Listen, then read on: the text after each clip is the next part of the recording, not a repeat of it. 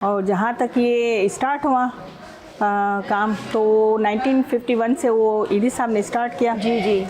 इनके पास कोई जगह तो नहीं थी, मगर एक बेंच था, बेंच जो कहते हैं वो, जी बिल्कुल, तो बेंच टाइप जी हाँ, वो बेंच था, उन्होंने वहाँ से इन्होंने स्टार्ट किया।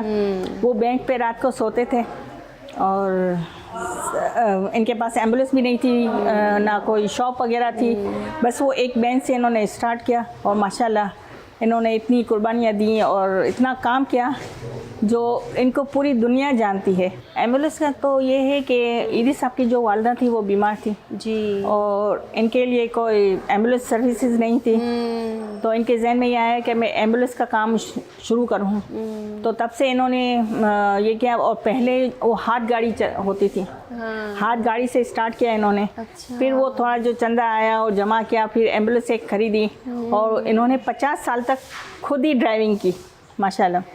तब से इनकी माँ की वजह से इन्होंने यहाँ तक माशाल्लाह, इनकी दुआओं से यहाँ तक इनको ये मकाम इनको मिला। और बाकी वो अब तक माशाल्लाह जब तक वो हयात थे बहुत काम किया मियाँ बीवी ने। मम्मी बिल्की सीधी और अब्बू ने बहुत ज़्यादा काम किया और मिलकर शाना बशाना एक दूसरे का साथ था, तो इन्होंने यहाँ तक ये मुकाम इनको मिला माशाल्लाह। तो इस तरह से मैं भी यही चाहती हूँ और मेरे बच्चे भी यही चाहते हैं कि फैसल का हम साथ दें और ये इदारे को दिन दुगनी और रात चुगनी अल्लाह तरक्की दे और आगे तक इनको मकाम मिले।